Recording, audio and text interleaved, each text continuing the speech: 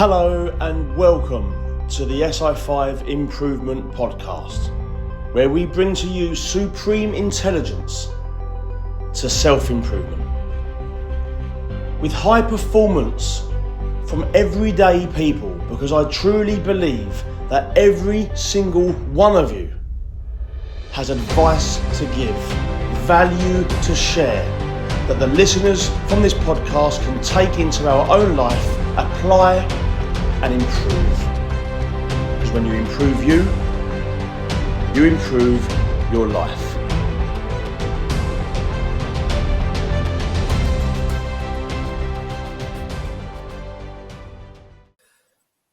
So welcome to the episode. On today's episode, we have VICKI HARRISON joining us, and she's going to talk about health issues that she's overcome, facing the loss of loved ones, and how she's overcome that and used that in a positive light to take her forward in challenges that she's overcome. And it's taken her to where she is now, and she's doing some very brilliant, creative and exploring stuff, inspiring for everybody to listen to. So it really is an episode you're going to want to listen to. So VICKI, thanks for joining me. You're my third guest. Welcome to the podcast. How are you today? Thank you for having me. Yeah, very well, thank you. Great. I've read your book. You've released a book called Coat On, Coat Off, Wet Feet. And I've been reading it, and it's a very inspiring story. It takes you back to the start of your journey and to where you are now. And we're going to discuss that in this episode, if that's good with you. Absolutely. So VICKI, first of all, let's go back to the start. You had major surgery that you had to undergo. Tell us about what the surgery was and how you went through that. Okay, so back in February 22, I had prolapse organ surgery, one of those delights that women often get after childbirth and various sort of just growing older, I suppose. Mine just came a lot earlier than it should have done. And one of those things that I discovered in my journey to actually getting repaired, I suppose is the way to put it, is I suffer with Ehlers-Danlos syndrome, or EDS as it's known. And that can often be a cause of early prolapses. And we believe that was behind the problems that I was having. So back in, I suppose it took between 6 months and a year for me to go and get myself sorted. It's one of those things that it's a bit embarrassing. You don't want to go to the doctors about, toilet issues. But unfortunately, it got to a point where it got too bad to deal with. And in July 21, I went and saw a doctor, finally, after speaking to a friend who in her 40s was suffering with bowel cancer. And she put something up on Facebook to say that, if you've got issues, go and get them sorted. And I'd been putting it off because you hear all these stories. My mum had recently been diagnosed with cancer. I had one of my employees who had just gone off to have breast cancer treatment, who was in her 40s. I lost my cousin in her 40s to breast cancer. So I just feared the worst, that I was going to be, suffering with bowel cancer or something along those lines because of everything that was going on, basically with my system. And so I kept putting it off like you do. And it was only through reading something on Facebook when I was walking the dog, and I thought, do you know what? I'm going to give her a call because she's been so open on Facebook in trying to help others. But I thought, if anyone's going to understand and not make me feel stupid, I suppose, she would understand. So I spoke with her, and then she sort of said, it's not normal. You need to go and speak to the doctor. At this point, I don't think I'd been to the toilet properly for over 4 weeks. I wasn't able to really eat. It got to the point that basically, because I wasn't being able to go to the toilet, everything was sort of backing up, and I was struggling in eating and drinking and becoming in a lot of pain. So I went to the doctors and they said, yes, you've got a rectocele, which basically is just, as I describe it, your insides are falling out, which is not obviously right, very uncomfortable. And it needed sorting because, it was only ever going to get worse and it would get larger and more problems would occur. So they put me on a waiting list and they said they didn't know because of it could either be gynecology or colorectal because it was sort of in both parts, and they didn't know which department would be seeing me. So I found out. I kept sort of hanging in there thinking, oh, letter's going to come soon. And basically, when I eventually got a letter through from the NHS, it was going to be about an 18-month waiting list to see someone. And by the time November had come, I literally couldn't walk. I was in so much pain. I couldn't eat. I was living on soups because it was the only thing that seemed to be I could tolerate that wouldn't build me up. And I think it had just got before Christmas and I said to my partner, I can't go on anymore. I was just so down. My whole life was just concentrating on whether I could go to the toilet or not. And you just don't realise how 1 minute you can go and then all of a sudden your world changes and a simple thing like, eating, drinking and going to the toilet becomes hard. So I went private in the end, used all my savings up, and that was a really hard thing to justify, putting money into yourself. I couldn't justify putting 4, 5, 6 grand into my body to get sorted. And it was only because one friend said to me that if you were a car, you'd go and pay 5, 6 grand to fix your car. And when she said that, I thought, that's true. She said, at that point, you need your body. You need your body to look after your kids, to run the business, to just function. And you can't put that money into yourself. And I think that was really, really important because I think if that hadn't been told to me, I still would have been, no, I'll put up with it, I'll wait. And I don't know where I would have been. I wouldn't have known where I would have been on that journey. So eventually I went private. So I had a bit of construction work going on down there really. And didn't realise till afterwards how much that controlled everything. Yeah. I know, and we take things like this for granted, don't we? Like something simple like going to the toilet and just being healthy in general. We take it for granted on a daily basis until something happens. And that what you went through there was probably months of worry. You're probably waking up every single morning like with some dreaded feeling, and that's a really hard thing to have to go through. And even having an operation itself, I know you're gonna expect it to fix you, but it's still quite daunting, isn't it?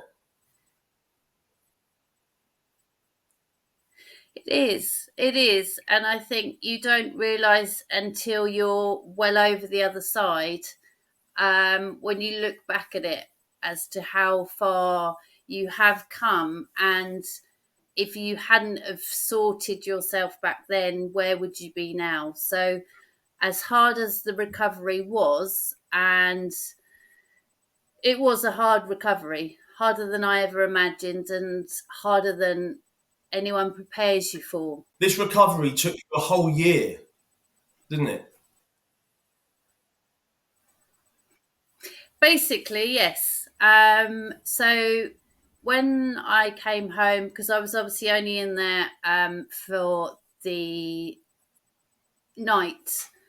And then I came out the following day. So that was good. But it was quite a journey home. It was over an hour to get home, which in a car after you've had pelvic surgery and you can't really sit down was extremely painful. And getting out the car to walk up the steps. I live in a first floor flat. So to try and conquer a mountain of steps when you've, it's excruciating. And I knew, in a way, I was quite scared because I knew as soon as I got up those steps, I wouldn't be going outside for a while. Because the guidance that they gave me was for the first week, you can only be on your feet for 5 minutes in a day at a time. And I'm like, it scared me. 5 minutes. That's, why 5 minutes? And then the second week it was 10 minutes. And the third week it was 15 minutes. And that I wasn't prepared for. I mean, you expect the normal thing of surgery. They treat it as a hysterectomy recovery. So no lifting, no hoovering, no emptying bins, no bending down to do the washing. That in itself was hard enough because I'm very much a doer. I don't sit still. I think it's a waste of time just by sitting still. And it's something that took me a long time to realise I needed to have that time to slow down and make time to recover. And mentally, it was really, really hard to go from a very busy life to nothing. And I struggled with that, struggled more than I ever thought I would. And I look back and sometimes I think I don't know how I got through it, other than playing games, word games on my phone to try and focus my brain onto doing something. It was an extremely hard 9-10 months. I mean, I had the operation on the 28th of February, and I think by Christmas time I was able to get outside, but I wasn't walking what I call proper walking. So it was the end of March before I could step outside and go down the stairs. During that time, I was literally just getting up to walk from my bed to the bathroom or venture into the sitting room to sit down. And that was hard. It really highlights how something physical also affects you mentally at the same time, doesn't it? It's like you're going through this physical recovery that you've got to overcome, but then you've also got this mental battle that you're facing in keeping your mental health going and keeping your positivity and your determination going.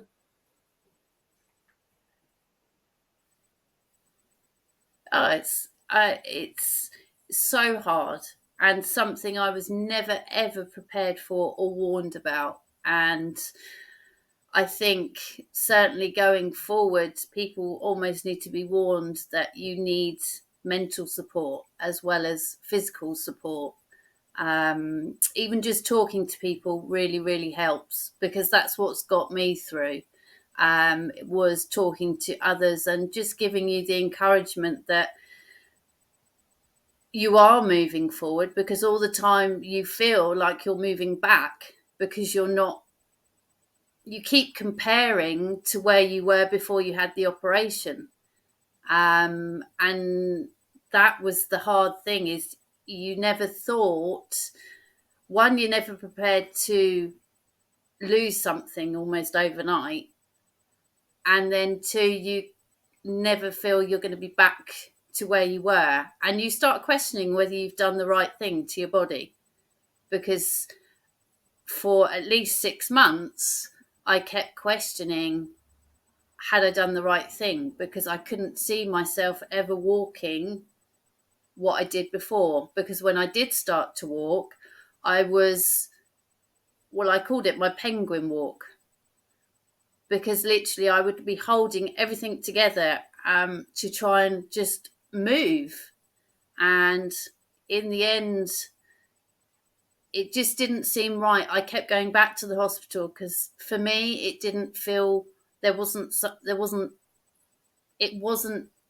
as I've expected the recovery to be. Obviously, you never know what your recovery should be because you've never had anything before.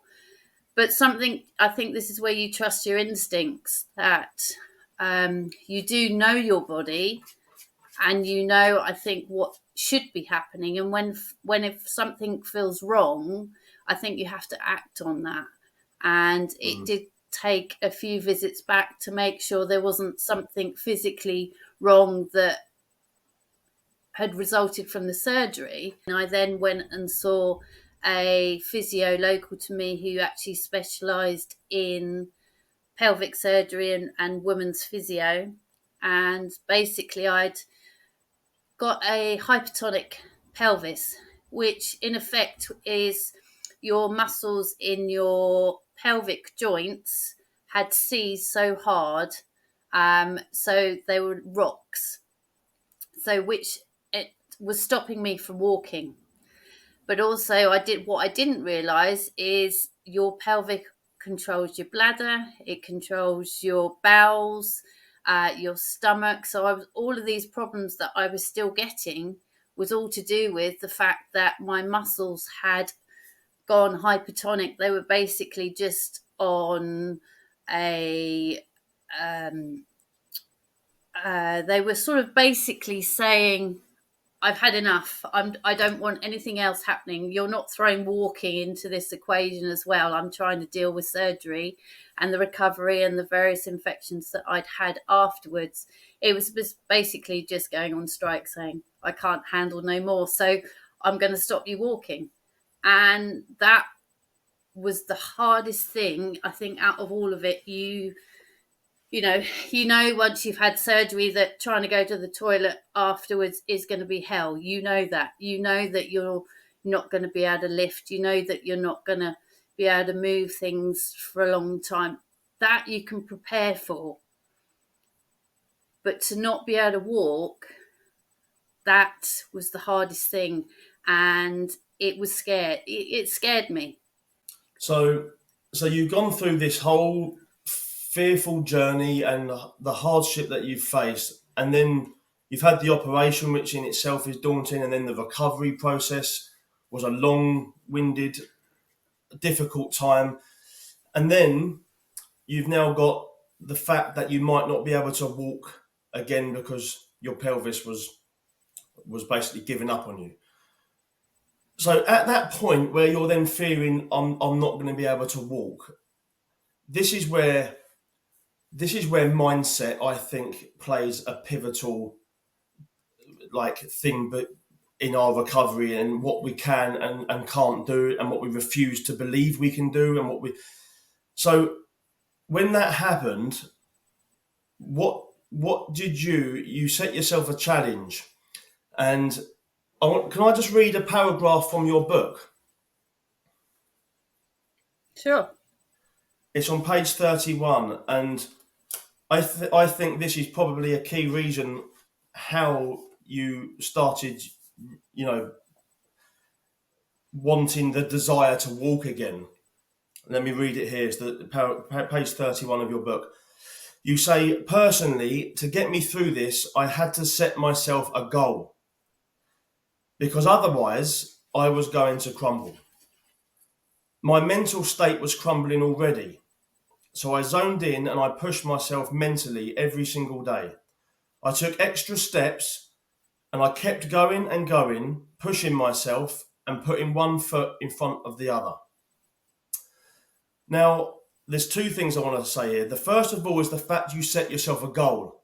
Because when you set yourself a goal, you've got something in the near future that is driving you to complete it. So what your pelvis is saying to you is one thing, but what you're telling yourself is another thing. You've set yourself this challenge that is going to drive you forward. But on the other hand, you say that you're actually putting one foot in front of the other. So even though you've set yourself this goal for the future, you're actually focusing on your next step in the process of reaching that goal. And I just thought that one paragraph in your book was really valuable advice to anybody who wants a positive mindset.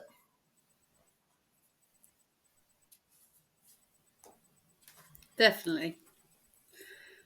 Yeah, it was. So what did you set yourself? I What was think. this challenge and your goal? Okay, so I'd previously walked before I'd had all of this operation. I would walk the dog 5, 6, 7 miles, and that was pretty standard. That's just what I did. So I just came up with the fact that a year after my operation, I wanted to walk 10 miles. Didn't matter where, but it had to be on that day. It was a year. Whatever the weather was going to be, I was going to do it. And people kept saying to me, it's too early. You can't do that. It's too far. Well, people that know me is they don't turn around and say to me, you can't do that. Because if anyone says you can't do that, I damn well will make sure that I can do that. So I'm very much a person that will, you tell me something that I can't do and I'll make sure I can. I'll find some way to make sure that I do. So on the 28th of February 23, I went and brought myself a coffee, parked at the bottom of Cocking Hill, and I knew that I was going to walk 5 miles one way, wherever that would be, turn around and I'd come back. I'd had the whole day. The boys were at school, so I had no reason, I didn't have to be anywhere. I didn't know how long it was going to take me, and I was prepared to be out all night if it was going to take me that long, because I had absolutely no idea.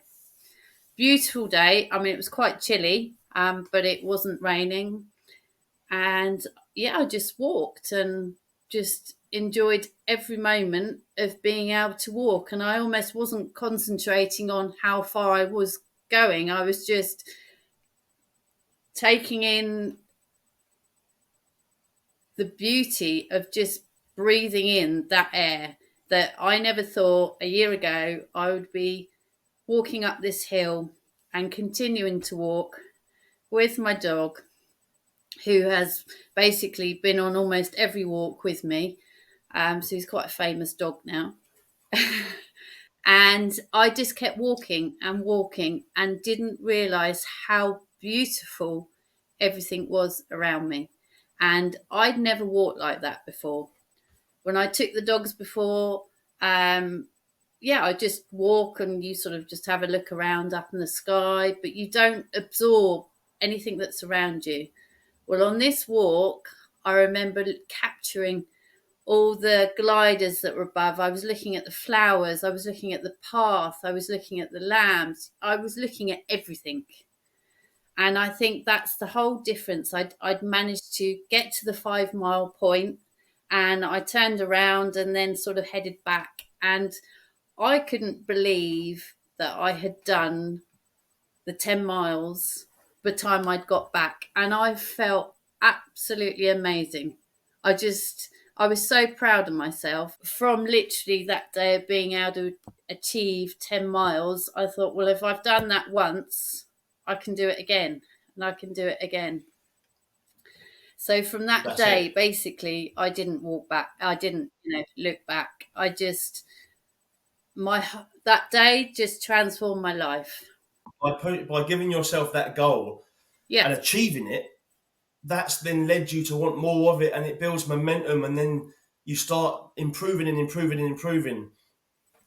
And that's what setting a goal does, and then taking the first step to achieving it. Can I read another part of your book, Vicky? It's another paragraph. Yeah. It's on page 36. And you say here that we all talk about therapy nowadays. There's quite a popular thing to promote people to try and do. And obviously the form of therapy we often think about is sitting in a room with someone and talking and maybe getting some more of their advice to how we can approach problems. And I think a form of therapy that I choose to do is reading. I love reading books, gives me new perspectives and approaches and people's advice on how to overcome things. But you say here in the paragraph, top of the paragraph of page 36, you say, choosing walking as my therapy to process what was going on, and I felt tremendous guilt. And we'll talk about this guilt in a second, to do with your family heartache. But that is just how I just wanted to read that first sentence about how you actually chose walking as your therapy, because like you just said, you wanted to push yourself into a walking because you wanted to physically be able to walk again. But all these other benefits that came to you while you was out walking, like you said, you started noticing the wildlife, the nature, the fresh air, the sunshine, it all adds to the walking experience. So, Vicky, while you were in the process of doing all this walking and recovery and reaping the benefits of nature, you faced a couple of family challenges, I believe, with your nan and granddad. What Yeah. happened there? So before I'd had my operation and was, what was going on with me, my nan had been diagnosed with dementia, and my granddad, he was in his 90s, or just celebrated his 90th birthday then, was caring for her at home, being the old gentleman that he was. He wanted to care for her. Very much a true love story. He didn't want anyone else to, help or intervene. It was something that he wanted to do. So my nan obviously was slowly slipping away, and in August 22, so it was not long after I'd obviously started, or I'd had my operation, she'd passed away. So when I started doing my walking, I was loving it so much that I started out going for a walk every single week and finding new places to walk. I'd set myself a goal that Tuesday was a day for me, that I'd put everything else aside and get out walking for me, just experiencing new places and continuing what I was doing. And when I was walking, I thought, well, why don't I put all this walking to use and actually try and raise some money for charity? So we lost Nan in August 22, and I Googled while I was walking as to whether there were any sort of local walks that I could do or challenges that I could take on that I could raise money for Dementia UK. And this is where I discovered the ultra challenges. And it had one that was near me in the September. And I thought, well, why not? I'll sign up for this and walk a marathon, which I didn't actually realise what a marathon was in terms of mileage or where I was walking. And but I just signed up and went for it. And I actually walked for Dementia. And that was my first ever ultra marathon over the South Downs. I didn't do the full 100k because that was a bit too adventurous. But I did 42 kilometres. So you started off at Hove and walked back to Arundel, which seemed a nice route. And unfortunately, when booking up these, you never know what the weather's going to be. And it happened to be one of the hottest days of the year, I think, last year when I did that. But you just somehow get through it. I think the encouragement of all the other people that are doing these challenges, they're all doing it for someone, whether it be themselves or for someone that they've lost. And it's like I'd joined this family, this new family of people that were walking or running, and so positive and so uplifting.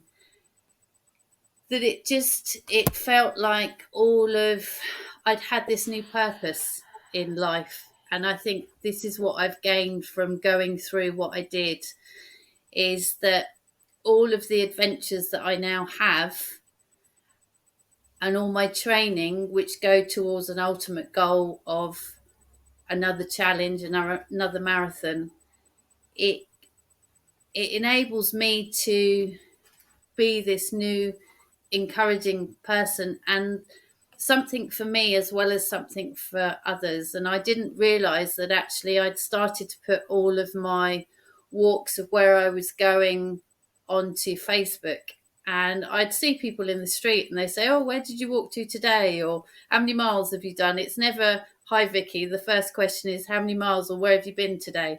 It's like I've created this new interest that people are seeing all what we have locally, and they don't have to go out. They often sit at their lunch breaks and look through my photos and feel like they've been for a walk.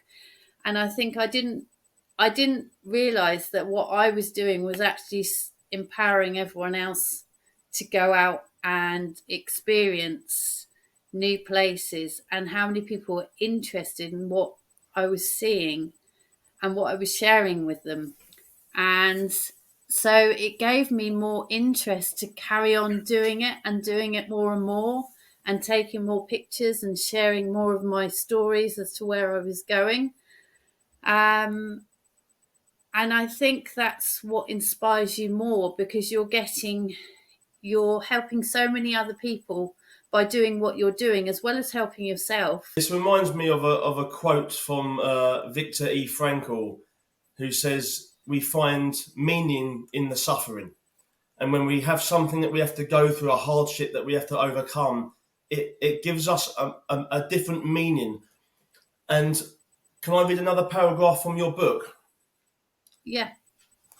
It's page 41, and this just ties in with what you're saying here.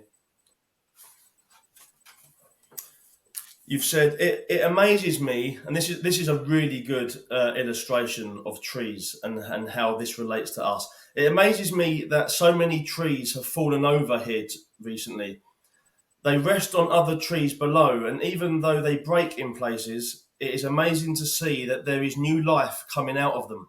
Sometimes it takes something bad to happen in life and something to break in you for you to branch off in a different direction and flourish like a tree branch. That is a lovely paragraph for anybody that is suffering or going through a really difficult time, to know that you might have a snapped branch, but actually it now produces a different form of life, like a tree, like Definitely. a branch that branches off the tree. Brilliant paragraph in your book. That's what you've done. And it's very true, very true. And I think if I hadn't have had the loss of my nan, I would have never have experienced that first marathon. And obviously from my first marathon, you do one and you set yourself a goal to do something else. And I didn't want to go backwards. So you put yourself to a slightly bigger marathon. So after we'd lost my nan, things got really tough with my granddad, because obviously he was 92. So he was never going to be healthy all the time. But it's one of those things with your grandparents, you just think they're going to be around forever, because in my eyes, they never age. They just, they're always there. And we had a lot of, granddad was diagnosed with Charles Bonnet syndrome, which is to do with the loss of your eyesight and almost your brain taking over and creating things which you think are happening, which are not. So he had severe hallucinations, and really frightening, scary ones that we weren't prepared for. And it wasn't till at that stage that I realised how powerful the mind can be. And it was scary seeing him thinking that people were coming out of the walls with knives, and people trying to inject him, and seeing kids running around and playing with the electrics and things that you can't imagine more. And actually seeing him in that state where he genuinely thought that people were in his house and you couldn't almost snap him out of it. So, and that was all becoming too much. And eventually he went into Rotherley nursing home, where he was only there for 8-9 months before he passed away. He was my granddad, and I wanted to look after him, on my nan's. I was with my nan right to the end and held her hand as she passed, and I always promised her that I would look after granddad. And I did, right to the end. I was there by his bedside at the end. But those, at the time when we had him in the hospital, I was there for sort of 12 hours with him, and that took a toll on me. And I think that took me almost to a breaking point, because when I'd come back from that, I wasn't coping, and I think I was at probably the lowest point that I'd ever been, and I had to step away and let other family members take over, because I was taking it on all myself, I think, in trying to help him and fix him and be there all the time to try and help him through this process that he was going through, and not realising that actually it was impacting my own life and my own health. And I had to step away, which I felt extremely guilty for, because I felt like I was letting my nan down and I was letting my granddad down. And that's when walking became even more important to me, because it was my way of coping, that I could actually take myself out into the middle of nowhere with just me and the dog and no one else to talk to other than the sort of passerby or someone on their bike. But I could actually just allow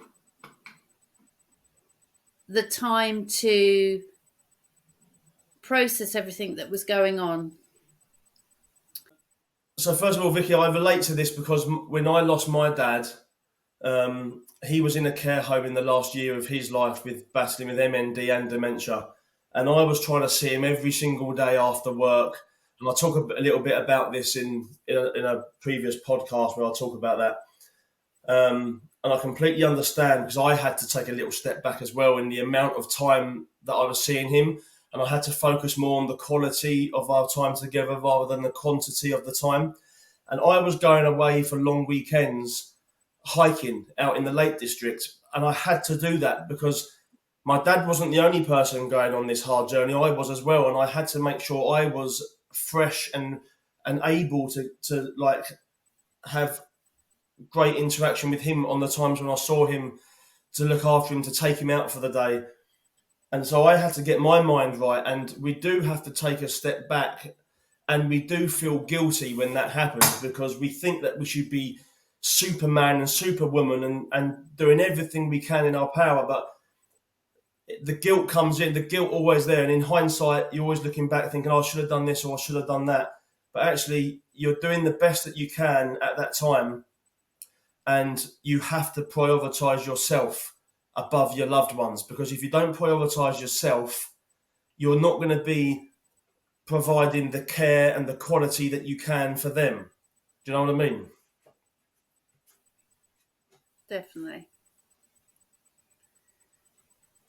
So I completely understand that. No, it was a very, very hard thing to do, but looking back, it was the right thing to do now. Just going on from when you were saying about choosing walking as your therapy, and you go on to say here that I felt tremendous guilt that I was letting my granddad down. I got out in the fresh air to help me and started trying to walk more. Deep down, I knew I had to take a step back before it broke me completely. And then I would not be able to provide the support that I did in the following weeks and months. So that's another great bit of advice for anybody who's trying to care for someone or who's losing someone. that you don't want to break yourself, because if you break yourself, you're not going to be in the position to look after them. So you have to prioritize yourself. It's a necessity. You have to do that. So you have to take a step back sometimes. And also, Vicky, there's the way that you dealt with this, especially with your granddad. I know that by you pushing yourself into challenges and going walking, it's completely unselfish, because I know there was a moment 3 days before he died, which I've read in your book. What happened 3 days before he died? So he was 2 weeks before I was due to do my next ultramarathon for Macmillan Cancer, which I was doing for my mum and my friends who had cancer. He was taken into hospital with a severe infection, and we were warned that he was unlikely to make it. So we managed to get him back to Rotherley, as we didn't want him passing away in the hospital. And so for the lead up to my next Ultra Challenge, a week before, I'd spent at his bedside, being there as much as I could, because every sort of 24 hours they kept saying he's unlikely to get through the next 24 hours, but he was super strong and he kept fighting. And I think for Grandad, he'd been on my journey so much of my walking, because every time I'd been out walking, I'd always go back and talk to him about where I'd walked and who I'd seen, and just sort of trying to communicate with him very much about what I was doing and what I was planning. So he knew that this next challenge for me meant an awful lot. And 3 days before my event, I literally didn't leave his bedside, because we really did think he was going. And I think, looking back at it now, it was his way of saying, when they give you ultramarathon checklists, one of the things is to make sure you don't do any walking the week before, just so your body's prepared. And Grandad knows me, and the fact that I'd find that very hard to do, and I'd still go out for a cheeky 1 or 2 or 5 mile walk and not do as they were telling you or advising you to do. So I look back now and I think that was Grandad's way of saying, you will not walk, you can be with me the week before, to be totally ready for the challenge. But the night before, on the Friday, the challenge was on the Saturday, and it was the Easter Ultra Challenge up at Windsor. It was 50 kilometres, and I had to leave him on that Friday night, not knowing whether I'd see him on the Saturday. And part of me thought about not doing the challenge, just because I didn't want to be there if he was going to pass away. I wanted to be with him when he went. So that was extremely hard for me to say, I've got to leave you now, because I've got to go home and get a couple of hours sleep, bearing in mind I hadn't slept the night before. I'd been there, awake for however many hours. So I went home and I drove up to Windsor, and it took me 10 hours and 46 minutes to walk 50 kilometres. And all the time I was doing the Ultra Challenge, which part of me didn't want to do because I didn't want to leave Grandad, but the other part of me knew that I needed to do it, and it would give me the space in my mind to process all what was going on and come to terms with the fact that we were losing Grandad and I needed to be ready for it. And so I used that time in trying to actually put aside what was going on back home, but knowing I was walking with him, and I kept sending videos of different places that I was with. My mum was with him, so I don't know whether he could hear us, because at that stage, he was very, very poorly. but it kept me going, knowing that he was with me as I was going around the challenge. And I just kept pushing myself. I mean, it was so hard, the hardest thing I've ever done, but I didn't want to be defeated. I wanted to get back. My whole goal was to get back with the medal and take it straight back to him at the nursing home to make sure he was still there when I got back. And so by taking the videos, I just kept walking and walking and walking and sending videos whenever I could. The last 8 kilometers, my hip had gone and my knee had gone. And I don't know how I did it, but I managed to get back to the finish line before I completely collapsed, and went and saw the physio to try and sort of sort my leg out before I could go back and drive straight back to Petworth from Windsor to put the medal in his hand. And I did manage to do that. So I think adrenaline obviously gets you through it. Determination. I'm not one to give up. Sometimes I've had to, but on this I wasn't going to, because I'd promised my granddad I was going to do it and I was going to get back to him, and I didn't want to break that promise. And I did. I got back and I put the medal in his hand, and 3 days later he did pass away. So we believe that he was hanging on because he could have gone beforehand, but he hung on until I'd got my medal. This is where I say it was unselfish to prioritise the fact that you needed to get out walking, because actually the biggest thing our loved ones want for us is for us to be happy and to be achieving things and growing. And they don't necessarily want us to be in the care home with them 24 hours a day. They want what's best for us as well, as much as we want what's best for them. So it was the same thing with my dad when I was losing my dad. Each time I went to the Lake District and summited a mountain, I'd come back home and I'd go and see my dad, and he'd have told everybody in his care home, my son's just climbed a mountain and he's got to the summit and got me a summit rock. Right? It put such a massive smile on his face knowing that his son was achieving something in his life. And this is where people can get it wrong. They think they have to spend every single... They don't realise, actually, if you look at things from their point of view, they want what's best for you as well. And so putting that medal in your granddad's hand, I'm sure he would have felt really happy and proud that he would have known what was going on, deep down within him. And you brought probably, in his last 3 days of his life, you probably brought him joy to a moment that could have really been a really, really hard. You basically have flipped this whole negative, heartbreaking death into the biggest positive that you could do by bringing him a certain amount of joy to his last final moments. And that's how I feel I did with my dad as well.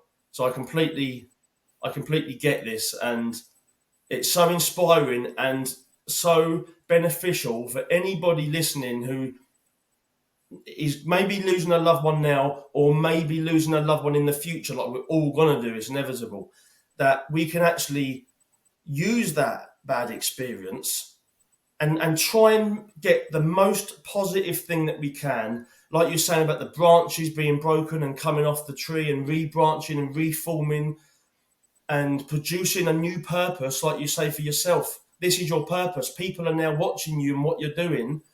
You're getting out walking, you're inspiring them to be positive mindset and to get out there hiking and to push yourself into challenges. People, that's your purpose now. And that wouldn't have happened if you hadn't have gone through the recovery, the major surgery, the death of your grandparents. That wouldn't have happened if that wasn't the case. So it is about picking. There's always a positive that we can find in the biggest of negatives if we search for it. And that's what your book. Absolutely. That's what your book explains from the first page, where it talks about your major surgery, to the last page where you basically put the medal in your granddad's hand and talk about what you're going on to do. This book's really going to inspire people. It's called Coat On, Coat Off, Wet Feet by Vicky Harrison. Where can people find it, Vicky? On Amazon? Yeah, it's available on Amazon, and obviously local to me in West Sussex, there are 20 outlets, which are generally village shops or local community areas that I often walked on. So they're local and mentioned in the book. But yes, Amazon is generally your go-to to get the book, and you can get it as a hardback, paperback, or Kindle version. Okay, I'll put a link to that in. If we do the YouTube video for this podcast, I'll put a link to that in the comments below. But if not, if you're tuning in via Spotify or Apple, just go onto Amazon and search "Coat On, Coat Off, Wet Feet" by Vicky Harrison, because this is what this podcast is all about. It's everyday people with an inspiring story to share. We don't always have to look to the famous, successful people of the world. It's great to do that because they've obviously achieved so much, but we all can achieve so much and we all have stuff to share. So go and grab this book and read it. I actually found it really good. I actually to be honest with you, Vicky, I started reading this book because I wanted to get some information for this podcast. But actually, the more I started reading it, the more I was thinking, this is actually a really, really good book, one that I would just want to read, even if I didn't know you and didn't have a podcast with you. I just thought the whole journey that you've been on, and like I say, I picked out paragraphs. I was in my bed reading it last night, and I was picking out paragraphs, and I was thinking, I've got to highlight this, and I was running downstairs to get my pen and turning the lights on to highlight this because they're just really valuable pieces of advice. Vicky, just to conclude the podcast, thank you so much for everything that you've talked about as your journey and for inspiring other people. But just to leave people with one thing, I always ask this to guess, and it's what's one piece of advice that you would like to leave the listeners of this episode with, like your golden rule. What would one piece of advice you'd like to share that we can take from this? Believe in yourself. I think there are so many negatives, and I think if you can find a little positive in every day and do something for yourself, however small, I think you start to build your own confidence and you believe in what you're capable of. And I think once you start believing in yourself more, you then start automatically challenging yourself and building yourself and discovering yourself. And I think self-belief is a hard thing to do, but such a rewarding thing. So I think by believing in yourself, I think you can just discover new things, go new places, and make a better self, make a better you. Yeah, I 100% agree. And you find that you have some self-belief to achieve one thing, you'll then overcome it, you'll accomplish it. Then, like you say, you build that confidence. The confidence doesn't just come by looking at yourself in the mirror and telling yourself that you've got confidence. It comes from action, pushing yourself outside your comfort zone, setting yourself goals, focusing on the steps to take you there. And then once you've achieved it, more self-belief comes off the back end of that because you've achieved it. And then you have more self-belief. And then you set yourself something bigger. So that's a great bit of advice, to believe in yourself. Self-belief, massive. Vicky, thanks very much for coming on the podcast. Really appreciate it. It's been great. Thank you very much. Much appreciated. And glad you're enjoying the book. Yeah, I'm going to go back and just read about the sections that, the training that it took you to leading up to that, the hard work it took, all these walks. And I love the South Downs because I've done the South Downs myself, so it'd be great to actually read all these walks that you did as well throughout that area. Brilliant. Well, thank you very much. Thank you, Vicky. Take care. Bye bye.